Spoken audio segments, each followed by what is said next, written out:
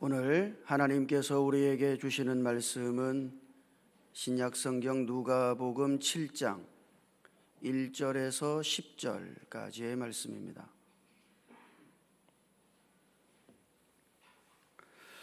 누가복음 7장 1절에서 10절까지의 말씀은 신약성경 100페이지에 있습니다.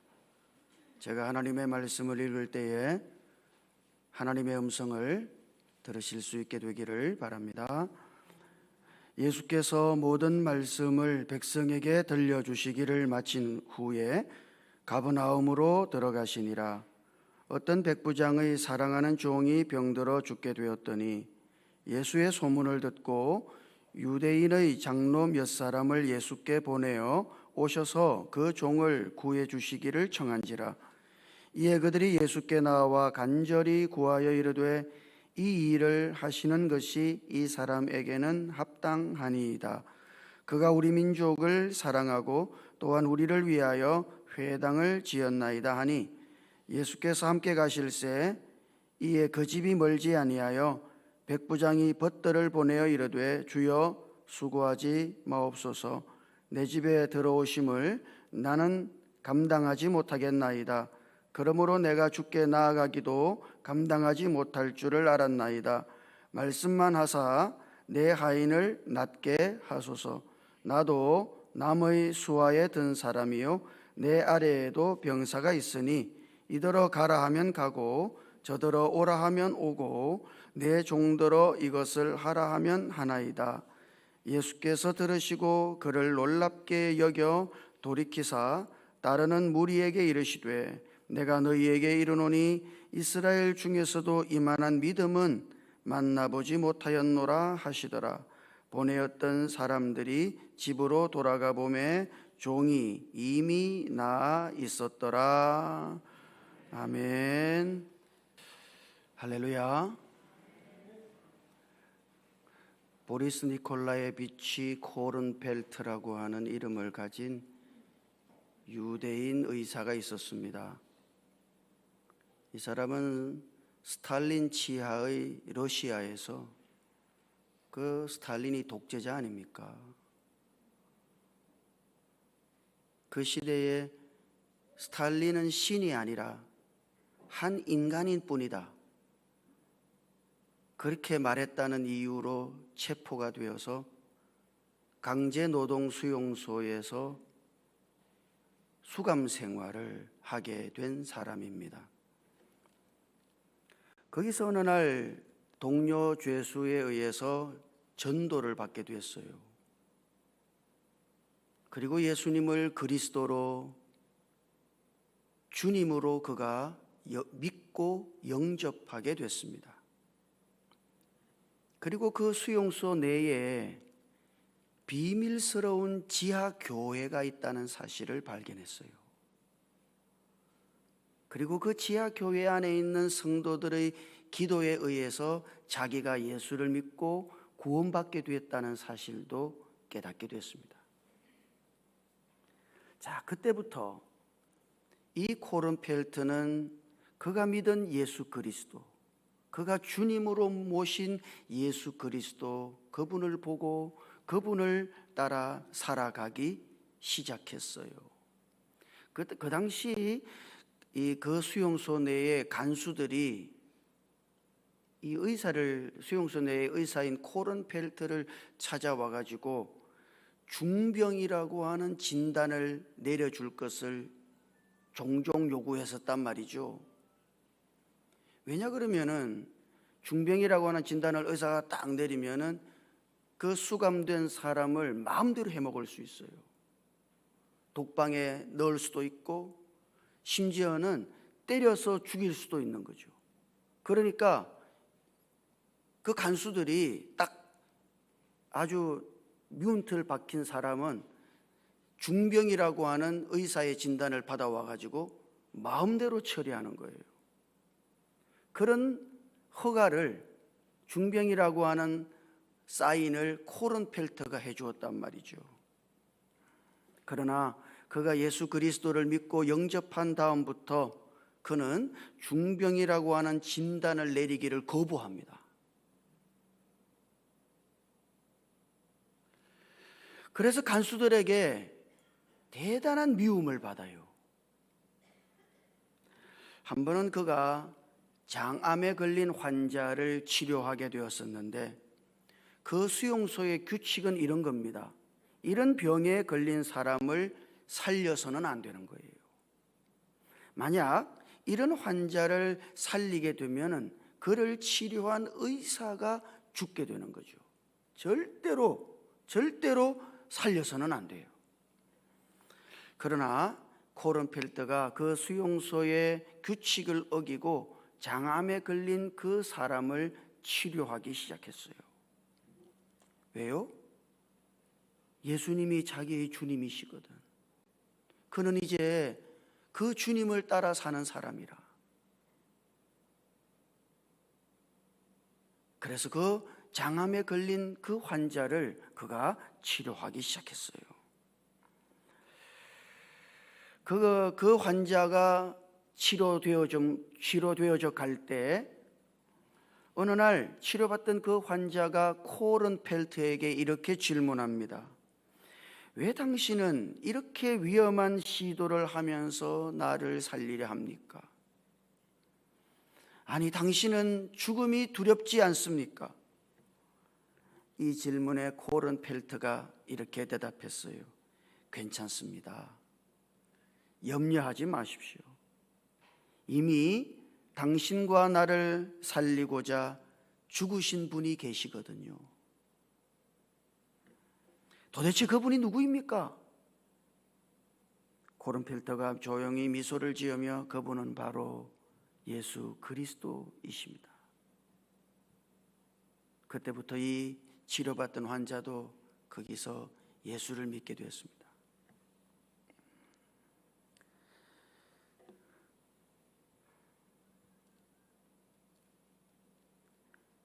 그 이후에 의사인 코른펠트는 그 사건 때문에 공개 처형을 당하게 됐어요.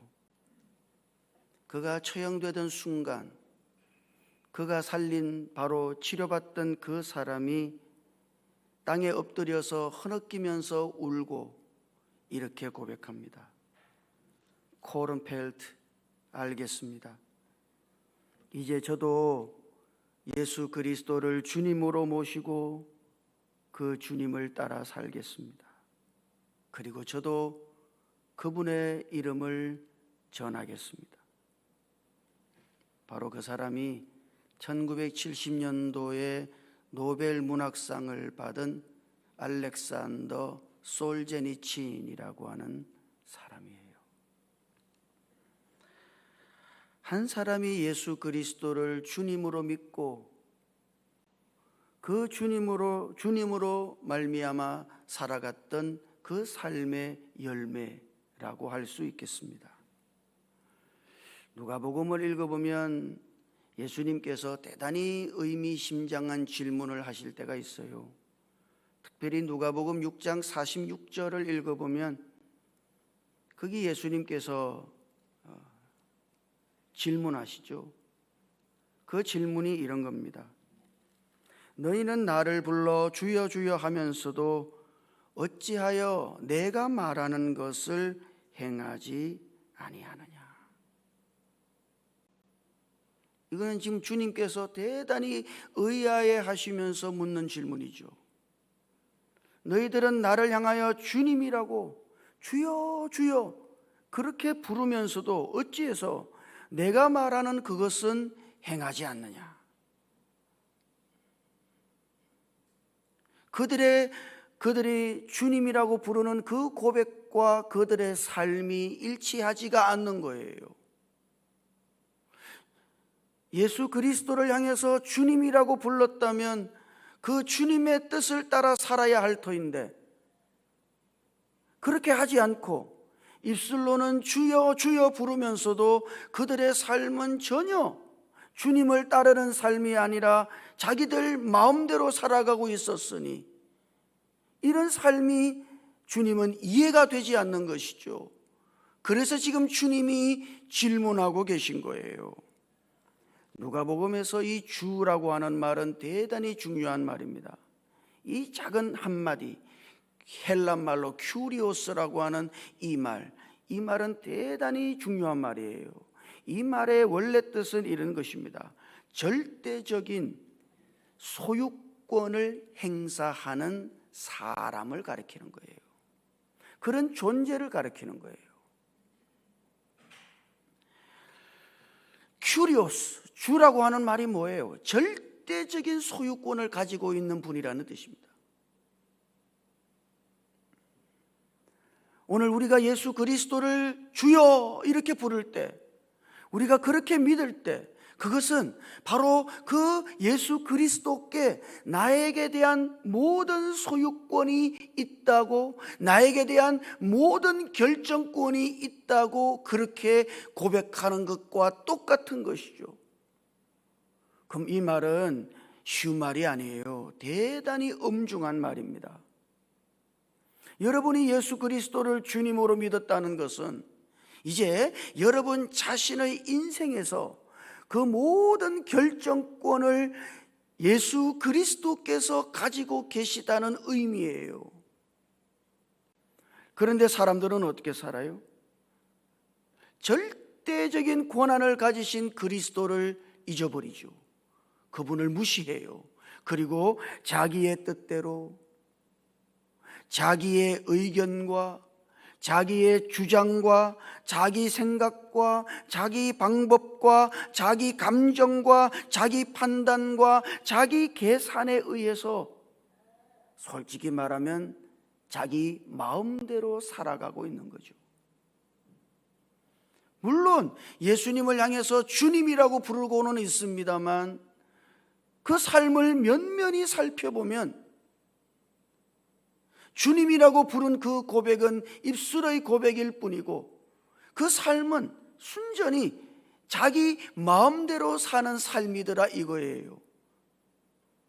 여러분들의 삶은 어떨지 우리의 삶을 돌아보아야 할 것입니다. 여러분은 정말 어떻습니까? 여러분의 일상의 삶은 어떻게 살아가고 있는 것일까요? 물론 예수 그리스도를 주님이라고 우리가 고백하죠. 정말 그렇다면 여러분들의 일상의 삶은 그분을 따르고 있는가? 일상의 모든 순간에 모든 결정권을 그리스도께 드렸는가? 아니면 그리스도를 잊어버리고 그리스도를 망각하고서 그저 내 마음대로 살아가고 있는 것은 아닌가? 우리는 그것을 깊이 돌아보아야 할 것입니다. 그래서 오늘 누가복음 7장에서는 6장에 나타나 있는 예수님의 이 질문, 너희는 나를 불러 주여 주여 하면서도 어찌하여 내가 말하는 것을 행하지 아니하느냐 하는 이 질문에 대한 답, 그 답을 누가복음 7장에서 한 백부장의 말을 통해서 우리들에게 보여주고 있는 것이죠. 그러니까 누가복음 7장은 사실 믿음의 실제를 보여주고 있다고 말할 수 있겠습니다. 자, 예수님께서 가브나움에 들어가셨을 때 어떤 백부장이 자기의 종이 병들어 죽게 된 것을 알고 유대인들의 장로 몇 사람을 예수님께 보냅니다. 그래서 그 장로들을 통해서 자기의 종을 살려줄 것을 요청하죠. 자, 그때 유대인 장로들이 예수님께 하는 말, 그 말이 4절과 5절에 있어요. 한번 같이 읽어볼까요? 4절과 5절을 같이 보십시다. 시작. 이에 그들이 예수께 나와 간절히 구하여 이르되 이 일을 하시는 것이 이 사람에게는 합당하니이다. 그가 우리 민족을 사랑하고 또한 우리를 위하여 회당을 지었나이다 하니. 지금 유대인 장로들이 예수님께 나와서 하는 말이 백부장의 간청을 들어주는 것이 옳습니다. 지금 그렇게 말하고 있는 거예요. 사실 어떤 의미에서 이 유대인 장로들은 예수님을 향하여 어떤 지시를 내리고 있는 것이죠. 물론 간절히 구하여라고 했으므로 이 말이 어떤 기도의 형식을 가지고 있기는 하겠습니다마는 사실은 주님을 향하여 자기의 의견과 자기의 뜻을 전달하고 지시하고 있는 것이죠. 이 사람이 유대인을 사랑하잖아요. 유대인을 위해 회당을 지어줬잖아요. 그러니까 유대인인 당신이 이 사람의 청을 들어주는 것이 합당합니다. 지금 이렇게 말하고 있는 거예요. 여러분, 이것이 유대인 장로들의 판단이죠. 유대인 장로들의 계산법이며 그들의 의견이며 그들의 주장이에요. 오늘날 많은 그리스도인들이 주님을 향하여 이렇게 하고자 한다는 것을 여러분들이 아실 거예요. 어떤 의미에서 오늘 우리도 별반 다름없이 주님을 향하여 이런 모습으로 있을 때가 많다는 사실을 여러분들이 기억할 것입니다. 이렇게 해 주십시오, 주님. 저렇게 해 주십시오, 주님. 우리는 사실 주님께 기도합니다만 사실은 기도의 형식을 빌어서 주님을 향하여 우리의 의견과 우리의 뜻을 전달하고자 하는 것이죠. 그리고 많은 사람들이 주님 앞에서 자기의 뜻을 관철시키는 것을 믿음이라고 생각해요. 믿음이 좋은 사람은 어떤 사람이에요? 주님께 기도해서 그의 주님의 뜻이 아니라 자기의 뜻을 착착 관철시켜내는 사람은 믿음이 좋은 사람이라고 인식돼요.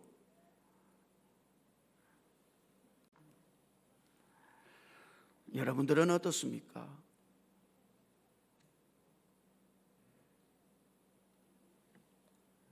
그러나 이 백부장의 고백을 들어보실까요? 이 백부장의 고백은 대단히 놀랍죠. 6절에서부터 8절까지의 말씀을 읽어보면 백부장의 고백을 볼 수 있습니다. 한번 같이 읽어볼까요? 백부장의 고백을 같이요. 시작. 예수께서 함께 가실새 이에 그 집이 멀지 아니하여 백부장이 벗들을 보내어 이르되 주여 수고하지 마옵소서 내 집에 들어오심을 나는 감당하지 못하겠나이다. 그러므로 내가 주께 나아가기도 감당하지 못할 줄을 알았나이다. 말씀만 하사 내 하인을 낫게 하소서. 나도 남의 수하에 든 사람이요 내 아래에도 병사가 있으니 이들어 가라 하면 가고 저들어 오라 하면 오고 내 종더러 이것을 하라 하면 하나이다. 아멘.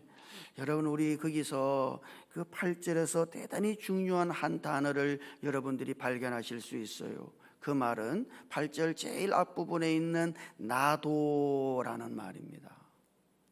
자, 지금 이 백부장이 사람들을 시켜서 예수님께 백부장의 말을 그대로 옮겨 전달하게 한 거 아니에요?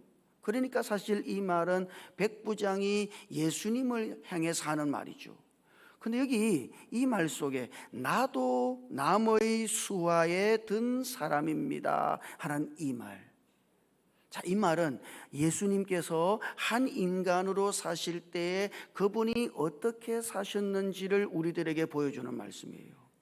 자, 지금 백부장이 예수 그리스도를 인식할 때 그분의 한 사람으로서의 삶은 어땠을까? 여러분 잘 보십시오. 당신뿐 아니라 나도 남의 수하에 있는 사람입니다.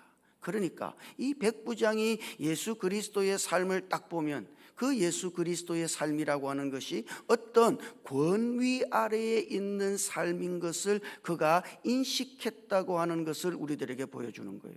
여러분, 이거 이해하실 수 있겠어요?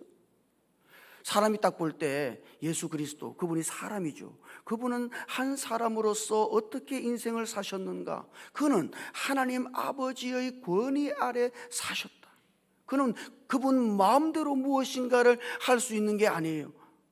그분은 어떤 권위에 의해서 권위의 지배를 받으며 권위의 통제와 권위의 다스림 아래에서 주님은 사셨다.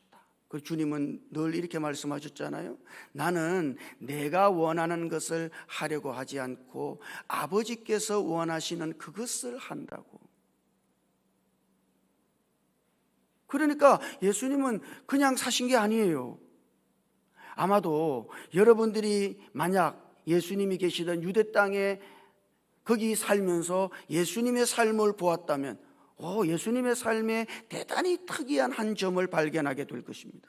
그분을 보면 마치 어떤 권위 아래에 있는 종처럼 살아가고 있다는 사실을 발견하게 돼요.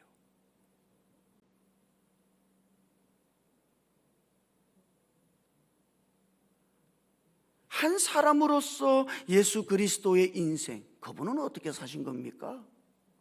그분은 하나님 아버지의 권위 아래에서 언제나 살아가셨다.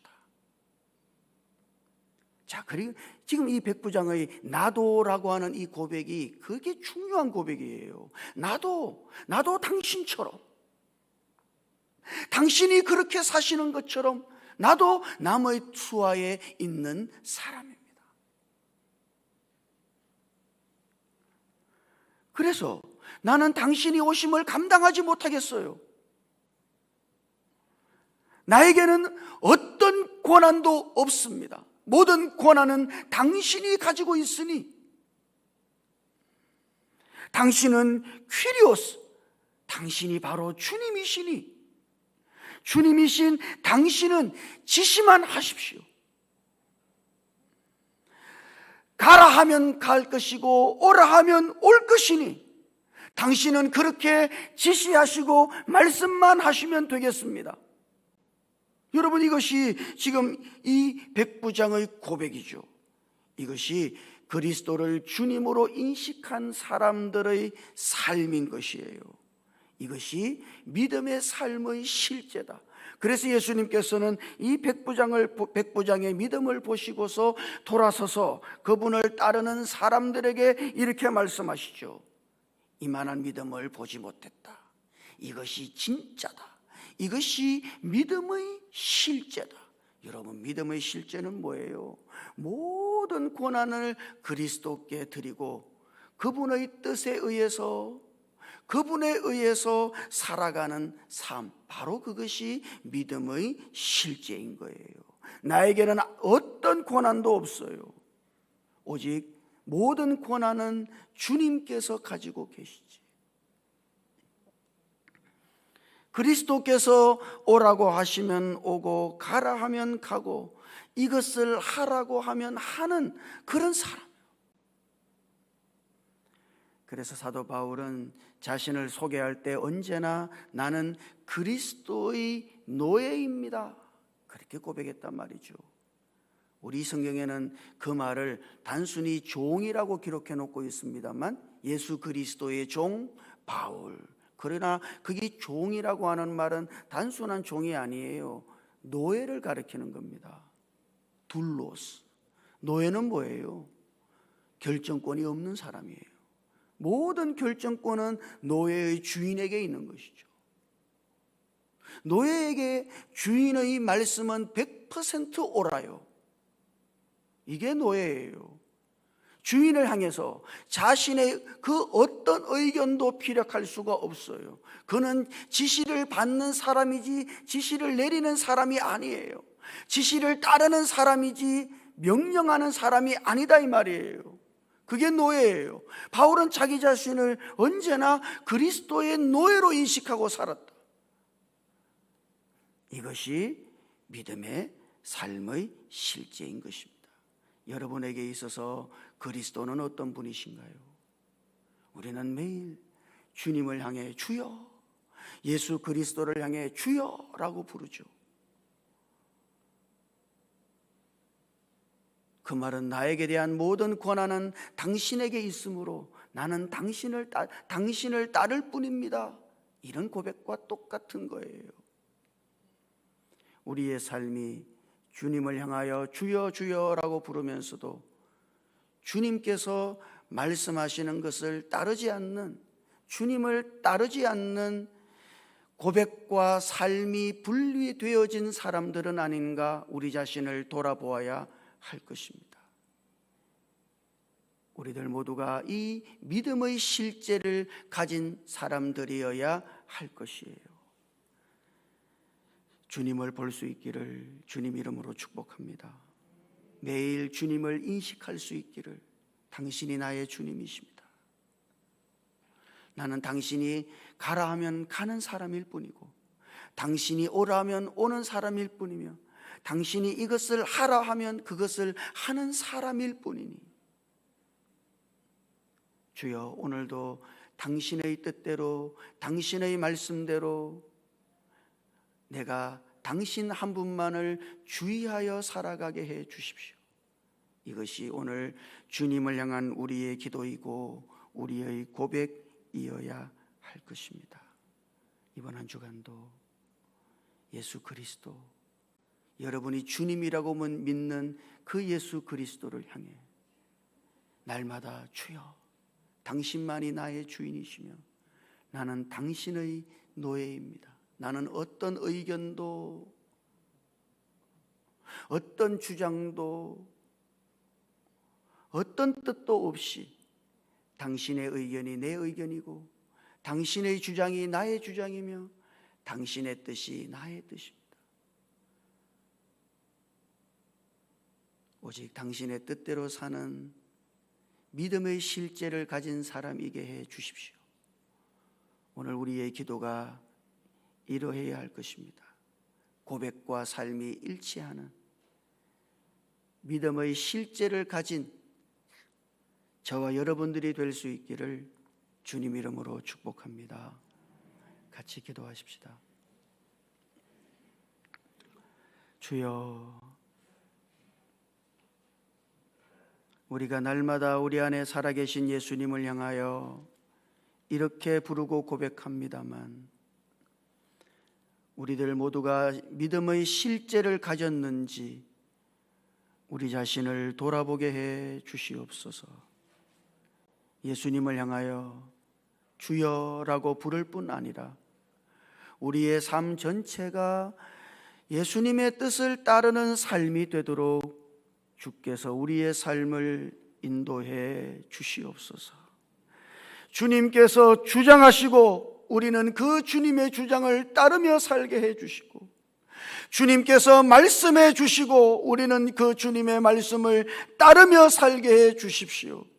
주님의 의견이 우리의 의견이 되고 주님의 뜻이 우리의 뜻이 되어서 날마다 그 주님의 뜻과 의견과 주장과 명령을 따라 살아가는 믿음의 실제를 가진 우리들 모두가 되도록 주님께서 우리 안에서 역사해 주시옵소서. 우리 주님 예수님 이름으로 기도드립니다. 아멘.